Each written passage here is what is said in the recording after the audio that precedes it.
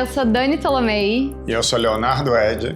E esse é um curso da Transforma para te ajudar a se preparar para as rodadas de negócio e pitching desde o momento da inscrição do formulário. Então vamos lá. Quando a gente fala aqui de fã, o que a gente está querendo falar, né? É você de fato fazer uma pesquisa e entender qual é o público ideal do seu projeto. E você criar uma personagem aqui. Dá nome, dá idade, interesse, o que gosta, o que não gosta, o que faz, o que não faz, para você entender como é que você gera conexão com esse público ideal. Como é que você gera conexão com essa pessoa, com essa persona. E principalmente, uma coisa muito importante é você entender com qual recorte geracional você está falando. Isso é uma coisa muito trabalhada hoje em dia, que os players trabalham e que eles entendem, tá? É a gente olhar e falar, eu quero falar mais com geração Z, eu quero falar mais com Millennium, eu quero falar mais com geração X. Por que isso é importante? Porque os padrões de comportamento são completamente diferentes dentro desses recortes geracionais. E isso aqui é a chave da vitória, né? Se a divisão geracional ela é por idade, de alguma forma, ela, na verdade, é um recorte hoje comportamental. É a grande diferença de público-alvo, que a gente dizia de 15 a não sei quanto, de qualquer forma. Recorte BGE. Né? Acho que todo mundo jogava ali no público-alvo um chute e jogava ali só para não deixar de preencher o formulário. Só que hoje a diferença é tanto faz a idade. Você vai no recorte geracional, que é algo que todo mundo hoje entende que tem um certo alinhamento, certo alinhamento de comportamento, mas o essencial é o comportamento. Porque hoje tem pessoas de 50 e de 70 que têm o mesmo comportamento. Tem pessoas de 35 e de 45 que têm o mesmo comportamento. Não, e principalmente, assim, pessoas... uma mulher de 30 anos da periferia gosta das mesmas coisas de uma mulher de 30 anos da zona sul do Rio. Isso não muda. Essas mulheres assistem a mesma série, gostam das mesmas personagens, ouvem o mesmo funk e muitas vezes têm ali as mesmas motivações. E muitas vezes consomem a mesma coisa de produtos, tá, gente? Exatamente. Então aquela coisa de classes, óbvio, tem diferenças, né? Mas aquela coisa, é classe AB, 45 a 60, não sei o quê. Isso não quer dizer nada. Faz um teste. Nada. Faz um teste numa mesa que você esteja num bar, né?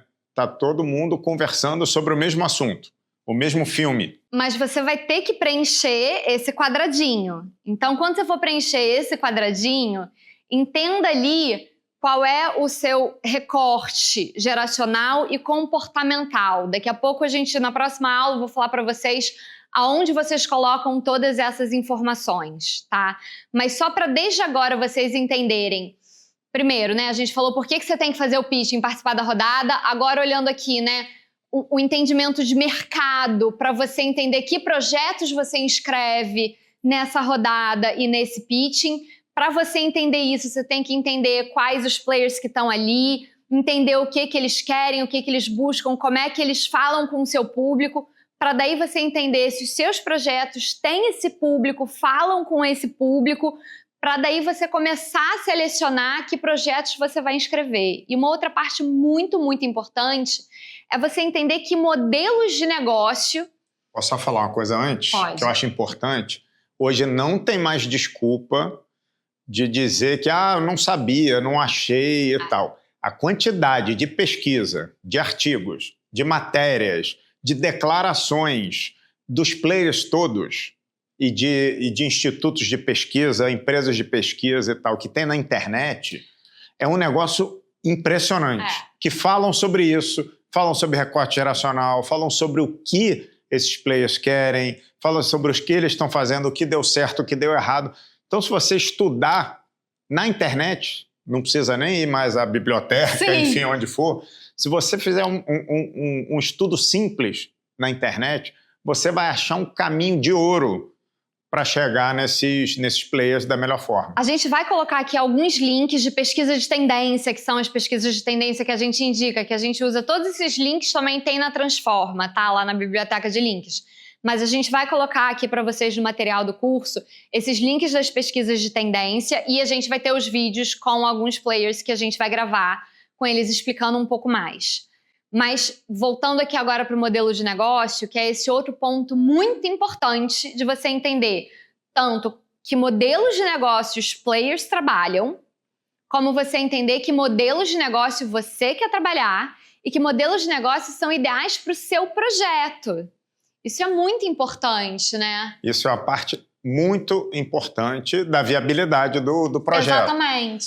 Tudo bem que às vezes você não sabe exatamente o orçamento do projeto, tudo bem que às vezes você não tem exatamente onde você vai captar, enfim. Não é que você precisa ter tudo pronto para entregar, porque senão também, enfim, não precisava nem fazer pitch. Mas você precisa entender qual é o caminho do seu projeto. Por exemplo, se é um projeto que você tem uma propriedade intelectual famosa, que já tenha sido um sucesso, que... Você comprou os direitos de um livro, você comprou os direitos de uma HQ, enfim, né? E aí, se você vai para um financiamento público, porque aí você quer manter essa propriedade intelectual e quer aí licenciar para um player que não trabalha com financiamento público, por exemplo. Você não pode chegar lá e falar, olha só, é que na verdade eu quero que você ponha aqui via lei de incentivo e o player não tem, ele não trabalha com lei de incentivo. Muito menos trabalha com você mantendo a propriedade intelectual. Exatamente. Então, assim, você vai muito mais longe se você souber o que é o seu projeto, ou seja, o que você quer e principalmente o que você não quer. Porque o player ele pode até te pedir mais coisas, mas se você souber o que você não quer, você vai responder, não, isso aqui eu não vou. Aqui eu preciso reservar para mim e tal. Isso não é problema nenhum. Pelo contrário, como a gente sempre fala, pode ser que aquele projeto você não venda, porque você quer manter a sua propriedade intelectual. Mas se a conversa for muito boa, se o player sentir confiança em você, certamente ele vai voltar para uma segunda reunião com outro projeto. Com outro projeto. Né? Ou com você, para você entender o que o player quer. Eu já fiz isso muito na vida. Né? A gente vai ali, a gente faz um projeto, a gente evolui, daqui a pouco a gente já está para o player. Vem cá, e aí? O que você quer? Eu faço. Você quer um projeto assim? Você quer um projeto assado? Tem o exemplo do Tira Onda, que a gente fez, que é um formato da Urca que a gente criou, que ficou 12 temporadas no ar. Em formato, se eu não me engano, o primeiro ano foi 2002. Ficou 2002 até 2014. Que foi uma demanda do Multishow. Eu quero um reality com celebridade. Essa foi a demanda. E a gente foi, desenvolveu esse formato, evoluiu e tal, e veio Tira Onda. Então, isso também é importante. Então, 2002, a gente estava começando ainda. Então, o player já sentiu uma segurança nas discussões, nas conversas e tal, e sentiu que podia mandar uma demanda dessa. E tem uma coisa aqui que é muito importante, que é o seguinte. De forma geral, né? É claro que não tem regra, tem exceções e etc. Mas de forma geral, você tem que entender. Se você vai buscar financiar o seu projeto por iniciativa privada, por exemplo, projetos que têm potencial grande para ser um projeto de branded entertainment, né? Alguns projetos da aceleradora da Transforma estão acontecendo através de iniciativa privada, que são projetos de branded entertainment. Então, eles têm ali uma verba direta de uma marca financiando a realização desses projetos. Esse pode ser um caminho. Outro caminho, né? Um financiamento por iniciativa pública, que foi esse exemplo que o Léo deu. Não, eu quero realmente levantar toda a produção desse projeto e depois eu quero licenciar esse projeto. Eu quero ter um poder de negociação maior e diferente. Ou eu sei que esse player trabalha muito com iniciativas públicas, trabalha com lei do audiovisual, com artigo 3º, 3º-A, enfim. Eu sei que esse player trabalha muito desse jeito, tem essa verba ali para trabalhar com lei do audiovisual. Então, esse pode ser um caminho, vai ser uma coprodução, eu estou aberto para isso, eu quero isso e é isso que a gente vai fazer. Ou então você entender que você quer fazer uma coprodução com outras produtoras. Isso também é um modelo de negócio muito interessante, ou com outros países, né? É importante ver os limites, por exemplo. Né? Se você tem a política pública, tem limites. Impostos em lei ou nos próprios players. Sim. Né? Tem players que já têm um modelo, né? um padrão de trabalho. Então não adianta se o modelo, se o padrão do player é assim, eu invisto 10 pelo artigo X da lei tal, e você chega lá e fala, eu quero 90. Você pode chegar, tá? Nada do que a gente fala aqui é excludente. Mas para chegar, precisa valer a pena. Sim. Você precisa dizer, ó, eu sei que você trabalha assim, mas o meu projeto, se você fizer, você vai ganhar 1000 vezes mais do que você ganha normalmente. Mas para isso eu preciso que você suba a sua régua aí de investimento. Exatamente. Mas, e aí você entender também, né, falando com outras produtoras, como que você quer trabalhar essa coprodução? É uma coprodução? Você está aberto a abrir mão dos direitos da sua propriedade intelectual e está ali nos créditos? Enfim, são muitas coisas que você tem que pensar previamente, tanto para você selecionar com quem você quer falar na rodada de negócio, como para você se preparar para ir para as rodadas de negócio em si. Para quem está começando, é sempre um caminho muito, muito interessante a coprodução. É um caminho interessante, sim, também, às vezes, negociar essa propriedade intelectual com uma produtora maior que vai ter um potencial de realização maior desse projeto. Então, são coisas que a gente precisa pensar. São muitas coisas que estão na mesa para negociar. Não é só você ser dono ou não da sua propriedade intelectual, porque não adianta você ser dono de uma propriedade intelectual que nunca vai ser realizada, né, do que isso vai te trazer. E importante você entender como que os players operam. Se é um player que costuma operar com lei do audiovisual, se é um player que costuma trabalhar, por exemplo, com iniciativa privada, faz projetos de branded entertainment ou não. Se é um player, coprodutoras, né? Como é que essas produtoras costumam trabalhar as suas coproduções? E se for para streaming, entender como é que os streamings operam. Isso é uma coisa também muito importante. Na grande maioria das vezes, os projetos que são ali os originals, a propriedade intelectual passa a ser do streaming. E a produtora realiza um serviço de produção. Então, essas coisas são coisas importantes de você parar, sentar e entender o que você quer. Para daí você entender com quem você vai conversar. Porque não adianta você selecionar ali aqueles 5 players que você quer muito falar, os 5 marcarem reunião com você e você sentar ali com eles e falar, mas não era nada disso que eu pensei. Mas, cara, é assim que eles trabalham, então... E os modelos são finitos, gente. Não tem uma infinidade de modelos. Né? Você precisa desenhar o seu projeto no que você quer. E aí, de novo, com todo o ecossistema aqui dos processos que a gente ensina, que a gente traz, você vai ter os elementos necessários para você pensar nisso. Né? Porque é muito melhor você ter 10% de alguma coisa do que ter 100% de nada. Vocês já devem ter escutado isso em algum lugar. Essa expressão já está batida, mas ela continua valendo. Então, muita gente chega, a gente está começando a chegar porque tem um projeto X que é 50% de coprodução. E aí não faz ideia da quantidade de coisa, de responsabilidade que a empresa proponente precisa ter. De passivo que a empresa proponente vai ter. E aí, no fim das contas, quando eu digo, em muitos eu digo, tudo bem, então faz você e eu entro para ajudar. Eu entro com 20%.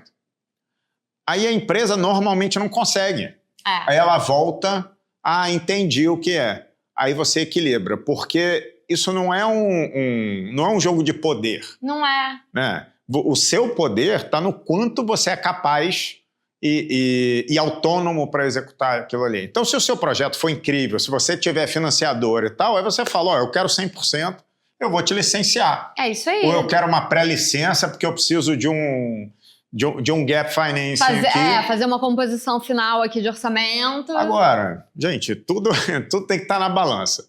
Se você está muito seguro e já está pronto com o seu projeto, é uma coisa. Se você acabou de escrever seu primeiro roteiro e quer achar alguém que encampe a sua ideia para você se desenvolver como autor, como diretor, como, enfim, ator, atriz, o que for, é outra história. Então, vamos equilibrar aí expectativas Exatamente. com os objetivos. Tudo tem que ter objetivo e meta. Se não tiver, não fala com ninguém. Volta e chega no seu objetivo. E a gente está falando de ferramentas, né? Essa aqui é uma ferramenta que a gente usa muito em várias situações e essa é uma ferramenta que pode ajudar vocês também a analisar tudo isso que a gente falou aqui. É essa ferramenta aqui, que é o Canva de negócio audiovisual. Tá? O que essa ferramenta ajuda vocês a olharem, a esclarecerem mentalmente? É um mapa, tá? É um mapa. Isso aqui é um mapa, é um checklist. Se você botar isso aqui na parede, você não esquece nada. Eu falo que é um bicho vivo até, né? Porque conforme o projeto vai evoluindo, muda, a gente coloca mais uma coisa, puxa pra cá, puxa pra lá, enfim. Mas é pra você conseguir pegar, parar e organizar mentalmente antes de qualquer coisa, tá? O que a gente tem aqui? O que você olha aqui? Primeiro, quem é o fã, o público ideal do seu projeto? Que foi aquela personificação de público ideal que a gente falou, que é para você pegar, fazer pesquisa, entender como descrever esse público ideal, o que esse público ideal de fato assiste, vê, faz. E aqui tem uma coisa assim, um bizu importante, se o seu projeto é um projeto para público infantil ou infanto-juvenil, converse com crianças ou com pais de crianças. Porque geralmente a gente tem uma visão Sim, bem torta do que o que de fato as crianças estão vendo. Recentemente eu dei mentoria para um projeto de anime e que eles queriam ali, imaginavam um público de 16, 17 anos. Quando eles me falaram a história do anime, eu imediatamente falei, tipo, tá, é 6, 7 anos, mas não vou ser eu que eu vou só falar isso aqui agora. Aí eu comecei a perguntar pra eles, tá, o que vocês acham que criança de 5 anos tá vendo? E criança de 6 anos? E de 7? Fui até eu chegar lá nos 16, 17, lá deles. Pra eles mesmos chegarem à conclusão que, cara, não, é estupidamente mais novo esse público aqui. Porque a criança hoje em dia vê um conteúdo completamente diferente do que o que a gente acha que eles veem, tá, gente? Só dando esse bizu, assim. Aquela história de lugar de fala. Não é assim que só a criança pode escrever sobre criança. O lugar de fala é fale com quem é o público. Exatamente. Fale com quem é o objeto daquilo ali. Porque a gente não sabe, uma coisa que a Dani fala sempre, né? A primeira coisa que a gente tem que saber é que a gente não sabe nada. E isso é um fato. Tá? Eu vou provar sempre para vocês, a gente vai provar sempre que a gente pode achar que sabe de tudo. A gente acha que sabe e muita coisa. Não é técnica, né? Não é técnica, é saber da vida, é saber das histórias. As histórias são dos outros. Da nossa história, a gente também não sabe. A gente sabe a nossa visão. Para a gente fazer algo que vai atingir um máximo de público possível dentro do nosso fã, do ecossistema do fã e tal, a gente precisa entender todos os lados, porque cada verdade é uma visão, no fim das contas. Né? Não tem mentira. Tem um monte de verdade que são visões diferentes. Então, assim, pesquisa. Pergunta para quem você acha que é o seu público. Fala ali a logline do seu projeto, fala um pouco do seu projeto e pergunta se de fato é uma coisa que atrai ou não. Testa. Enfim, uma vez que você entende fã, é entender ali quem é o cliente, quem é o player que você quer falar. E aí fazer aqui esse mapeamento, cada projeto você pode escolher 5 players, tá? Então daí você vai fazer aqui o mapeamento, descrever cada um desses players, entender se esses players de fato têm esse mesmo público ideal que você está colocando ali do seu projeto, é a primeira coisa que você tem que fazer. E aí depois você vai olhar para cada um desses 5, porque como o Léo falou, cada bicho é um bicho, não adianta você falar streaming. Uma coisa é a Amazon, outra coisa é Globoplay, outra coisa é Netflix. Cada bicho é um bicho, tá, gente? Streaming é o canal de distribuição, né? Streaming é uma forma de distribuir. Exatamente. E aí você tem que parar para entender o problema que você está resolvendo, né? Qual tarefa que esse player tem que realizar, quais são as dores, quais são os ganhos que eu trago, para entender o problema que eu estou resolvendo. Tanto desse player, quanto desse fã. Isso para de pé? Isso segue fazendo sentido para o projeto que eu desenvolvi e que eu quero levar? Para. Então eu consigo entender qual é a solução e proposta única de valor do meu projeto que eu quero levar para esse cliente, para esse público ideal, que também é o público ideal desse player, desse cliente. E aí a gente vai aqui para o outro lado aqui disso, que são as parcerias principais e atividades e recursos-chaves. Se eu tenho muita atividade e recurso-chave que, de fato, traz valor para esse projeto, não adianta você ser o roteirista, o diretor, o ator,